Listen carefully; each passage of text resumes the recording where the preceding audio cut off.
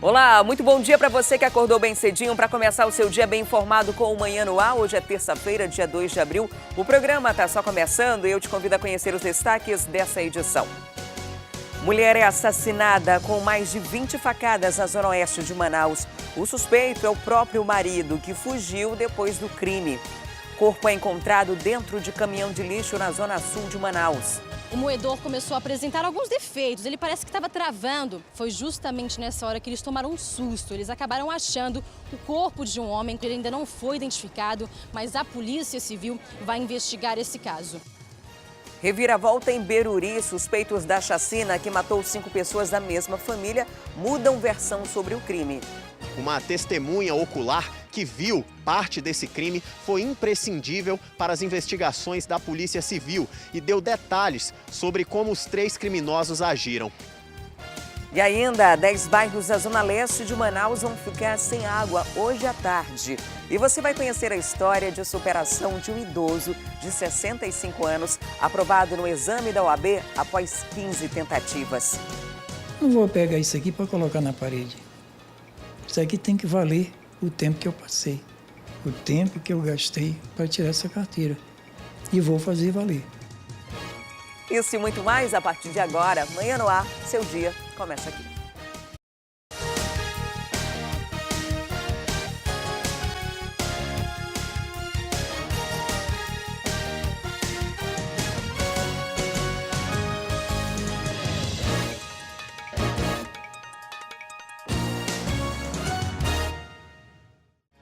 São 6 horas e 2 minutos, nós já estamos ao vivo. Você aí de casa pode participar do Manhã no Ar. É muito simples, manda pra cá a sua sugestão de reportagem, denúncia ou flagrante. É só ir na nossa rede social, vai aqui no Facebook, deixa seu recadinho que eu tô esperando por você. Nós também já estamos ao vivo no aplicativo A Crítica Play. Se você ainda não tem, dá tempo de baixar, ele está disponível nos sistemas Android e iOS. E por lá você acompanha toda a nossa programação ao vivo, além de conteúdos extras feitos exclusivamente para você que nos acompanha pela internet. E a gente começa essa edição com reportagem da área policial, porque um jovem de 20 anos foi alvo de uma tentativa de homicídio no bairro São José 1. A vítima foi surpreendida por uma dupla em uma motocicleta e atingida com pelo menos 3 disparos de arma de fogo. Os detalhes você acompanha agora com Alisson Mota. Um crime violento, provavelmente motivado pela disputa por pontos de venda de drogas aqui na zona leste da capital. Era início da noite, o jovem Giovanni Pereira de Jesus, de apenas 20 anos, passava pela rua Terra Preta, no bairro São José 1, uma área já considerada vermelha pela Polícia Militar por conta do grande número de ocorrências que acontecem por lá. Segundo informações levantadas pelos PMs da 9ª Companhia Interativa Comunitária, Giovanni estava nessa via quando foi surpreendido por 2 homens em uma motocicleta. Um deles, o garupa, desceu do veículo e atirou 3 vezes contra esse jovem. Um dos disparos atingiu o rosto da vítima, os outros 2, o tórax e o braço. Nós vamos conversar agora com o tenente Davi Nascimento, aqui da 9ª Companhia Interativa Comunitária, que vai dar mais detalhes sobre como foi essa ocorrência. Tenente, qual que era a informação que foi repassada para os policiais no momento que vocês atenderam a ocorrência? Positivo, a informação que foi repassada foi que ele havia saído de casa para comprar um lanche, né?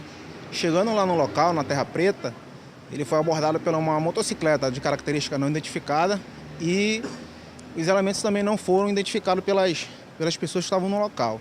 Só informaram que foi efetuado lá alguns disparos contra o cidadão que estava lá indo supostamente comprar um lanche, atingindo lá a cabeça, o braço e o tórax. O mesmo foi encaminhado lá para o João Lúcio em estado grave. Agora, tenente, apesar de poucas informações terem sido colhidas, existe sim a suspeita de uma tentativa de execução por conta de tráfico de drogas. Exatamente. Também a gente trabalha com a hipótese aí de ou disputa por ponto de tráfico ou acerto de contas, né? Tendo em vista que a vítima que se encontra no Hospital João Lúcio agora já responde por tráfico de drogas. Certo, tenente, muito obrigado pelas informações. O Geovani, como o tenente falou, está no Hospital e Pronto-Socorro João Lúcio, aqui na zona leste da capital, em estado grave. Ele foi levado bastante ferido, está entubado, respirando com a ajuda de aparelhos, até passar por um procedimento cirúrgico que deve retirar a munição, a bala do lado esquerdo do rosto da vítima, que foi o ponto mais crítico atingido durante a tentativa dessa execução. As investigações agora para tentar identificar essa motocicleta e, quem sabe, os possíveis autores dessa tentativa de homicídio fica a cargo da Polícia Civil, mais especificamente do 9º Distrito Integrado de Polícia. E a Secretaria de Saúde do Estado informou não ter autorização da família para divulgar o estado de saúde da vítima. E um homem de 25 anos foi preso suspeito de cometer um assalto no bairro Jorge Teixeira. O criminoso, que já responde por latrocínio e receptação, utilizou um terçado para intimidar a vítima.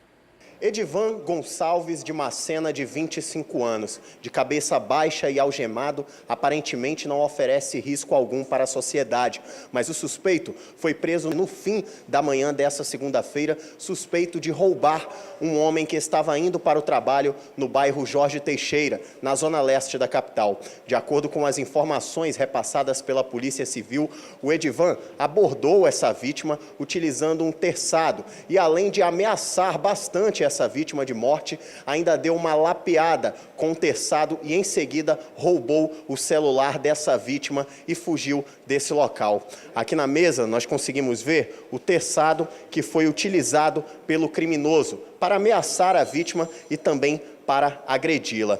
Minutos depois do assalto, a vítima não procurou o 30º Distrito Integrado de Polícia para registrar a ocorrência, pois tinha que ir ao trabalho. O detalhe de toda essa história é que esse criminoso foi um pouco atrapalhado na tentativa de esconder o celular, com medo de ser localizado através do rastreador do aparelho. Ele resolveu esconder esse celular nas proximidades da residência dele, nas proximidades do roubo, na tentativa que ninguém o encontrasse. O problema é que ele deixou o aparelho celular ligado. Com isso, algumas pessoas estavam telefonando para essa vítima normalmente. Uma pessoa que passava pela via acabou ouvindo, achou o celular e trouxe até o 30º Distrito Integrado de Polícia. Nós vamos conversar agora com o delegado Torquato Moser, que vai dar detalhes sobre como foi a investigação para chegar até o criminoso a partir daí. Delegado, depois que o aparelho foi trazido aqui para o 30º Distrito Integrado de Polícia, o que de fato aconteceu para que vocês chegassem até o autor? Estava embrulhado dentro de uma camisa, mas o telefone estava ligado, então o mesmo tocou por várias vezes e vizinhos ali escutaram o barulho de um telefone, foram lá, viram o telefone e trouxeram o mesmo à delegacia. Assim, aqui dentro do distrito foi atendido, por sorte, era a esposa da vítima, e entramos em contato com a vítima, onde a mesma acabou de fato dizendo que de fato foi vítima de um roubo e contou como foi a história. De posse da descrição do autor, saímos em diligências aqui na região do Jorge Teixeira e acabamos por encontrar quem era o autor e trouxemos à delegacia. Dentro da delegacia foi feito o reconhecimento do mesmo, desta forma foi realizado o auto de prisão em flagrante. Cabe-se destacar que o mesmo não é a primeira passagem, não é a segunda nos sistemas policiais. Ele já tem uma passagem por latrocínio, além de uma segunda passagem pelo crime de receptação. Isso, digo, aquelas que estão registradas no sistema, fora os crimes habituais que ocorrem normalmente e que ainda ele não responde. Delegado, como o senhor bem falou, é importante destacar que, apesar de jovem, apenas 25 anos, o que ele alegou aqui para o senhor assim que foi questionado se ele realmente cometeu esse crime hoje pela manhã contra essa vítima? Cabe destacar que ele pode dizer o que ele quiser em sua defesa, mas, em apertada síntese, como disse, ele simplesmente disse que havia comprado de um terceiro em um bar por volta de 5 horas da manhã, fato este que não é verdadeiro, já que existe o reconhecimento da vítima, existe a agressão comprovada por exame de corpo de delito, uma série de fatores que fazem com que o mesmo seja reconhecido tanto pela autoria como também pela materialidade, inclusive com a apreensão do facão ao qual foi utilizado nesse crime. Certo, delegado, muito obrigado pelas informações. Edivan de apenas 25 anos. Um criminoso que tem uma ficha extensa, já responde por roubo, latrocínio e receptação. Depois dos procedimentos cabíveis aqui no 30º Distrito Integrado de Polícia, ele deve ser encaminhado para a audiência de custódia e, posteriormente, deverá ficar à disposição da Justiça. E 4 homens foram presos suspeitos de envolvimento com o tráfico de drogas na capital amazonense. Entorpecentes e armas foram encontrados com eles em locais distintos da cidade. As prisões aconteceram por meio do conhecido efeito dominó, quando um comparsa entrega ao outro. Os policiais da Força Tática estavam no distrito por volta de 4 horas da tarde e avistaram 2 homens em uma moto. Decidiram fazer uma abordagem rotineira, pediram para que a dupla parasse. Assim aconteceu. Durante essa abordagem, adivinham que a polícia encontrou? Entorpecente. As 2 pessoas que estavam nesta motocicleta foram identificadas, o Tainan Freitas e o Matheus do Nascimento. A pergunta seguinte foi feita a eles da seguinte forma: onde eles tinham conseguido aquele entorpecente? Então eles disseram que havia um outro suspeito que estava na Bola da Suframa em um carro com mais drogas. A polícia, junto com essa dupla, foi até esse local e, de fato, encontrou o Marcelo Maciel no carro com o restante dos entorpecentes. Mas a polícia tinha certeza que também o Marcelo havia conseguido aquela quantidade toda de droga em um outro local e fez o mesmo questionamento: onde ele havia conseguido aquele material ilícito. Ele disse que havia sim um outro suspeito num bairro nas proximidades. Este suspeito, que foi identificado como Lázaro Henrique, estava armado. Toda a abordagem feita, foi vista em celulares, tudinho passado ali. O mesmo confessou que tinha uma casa ali que ele pegava todo esse material entorpecente. A Força Tática se dirigiu até o local nessa casa, lá no bairro Morro da Liberdade, e lá encontrado mais entorpecente também, alguns celulares e, por fim, um revólver calibre 38 ali. Dentre todo o material ilícito que foi encontrado com esses 4 suspeitos, tem a arma, revólver calibre 38, munições e também trouxinhas de cocaína, 4.844. Como posso tratar da cocaína ali, que é uma droga de um valor um pouco maior ali para eles de mercado, e pela grande quantidade, né, a Força Tática deu um prejuízo ali, né, a gente entende que foi dado um prejuízo no tráfico ali. Além de todo esse material apreendido, a polícia conseguiu encontrar também com esses 4 suspeitos quase R$1.000 em espécie. A motocicleta e o carro também foram apreendidos. Tudo isso deve fazer parte do inquérito.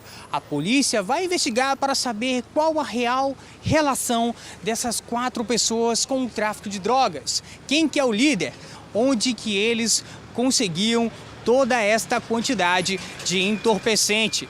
Dos 4 suspeitos presos nesta ação, apenas um não tinha passagem pela polícia.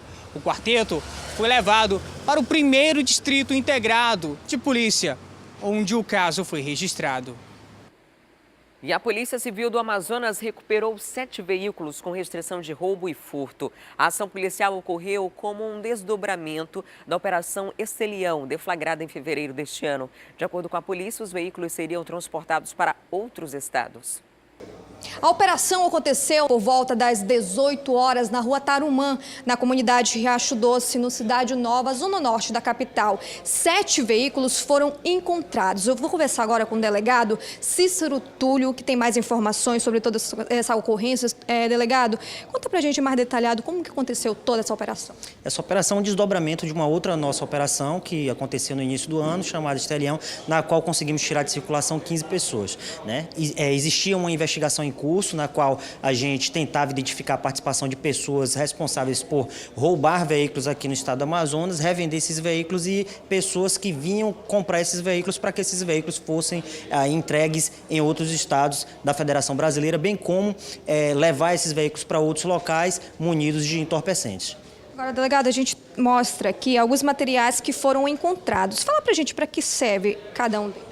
Todos esses materiais foram encontrados numa oficina que era responsável por fazer a clonagem dos veículos. Então, existiam lá os pinos de remarcação, que são instrumentos utilizados para que o chassi do veículo seja remarcado e dificultando a atuação da polícia na hora da identificação desse veículo. Também as lixadeiras que eram responsáveis aí por limar a parte do chassi dos veículos antes da atuação dos pinos de remarcação, e também lixadeiras específicas para que fossem aí apagadas as numerações de identificação constantes nos vidros, para que eles pudessem aí realizar a remarcação e com isso dificultar ainda mais o trabalho da polícia na identificação dos veículos originais. Durante toda a operação foram presos 3 pessoas que já tinham passagem pela polícia. Alberto José, de 25 anos, venezuelano. Aquiles Lira, de 36 anos e Darlisson da Silva, de 35 anos. Alberto e Aquiles eram responsáveis por adulterar os veículos para que pudessem trafegar em via pública. Darlisson, mais conhecido por Dadá, era o cabeça de toda essa ação, responsável por encomendar e pagar pelos veículos roubados e clonados. Ele, que é um conhecido da Polícia Civil aqui do estado do Amazonas e também de outros estados, já foi preso em outros estados em razão de organizações criminosas, da sua participação em organizações criminosas especializadas em roubos e furtos e adulteração de veículos. E na tarde de ontem conseguimos êxito aí durante uma campana identificar a oficina na qual eles levavam esses veículos para que os veículos fossem adulterados, né? Os veículos recuperados, um Ford Fiesta, um Onix, Civic e 2 Voyage, o Gol e um Siena. A dona Sinara de Almeida é proprietária de um desses veículos e sempre teve esperança que um dia iria encontrá-lo. Eu pedi que Deus tocasse no coração desse povo que andava com esse carro. Então eu agradeço muito os investigadores, eu agradeço muito essa equipe desta delegacia de roubos e furto. Eu não tenho palavra para agradecer a eles. E a gente faz uma pausa para o intervalo e daqui a pouquinho volta com outras notícias da área policial. Você vai ver que aqui em Manaus, na Zona Oeste, uma mulher foi morta com mais de 20 facadas. O principal suspeito do crime é o marido dela, que fugiu logo depois. E tem informação para você que mora na Zona Leste. Vários bairros vão ficar sem água a partir de hoje à tarde. Se você quiser saber que bairros são esses, continua comigo que eu volto já já e trago todos os detalhes para você.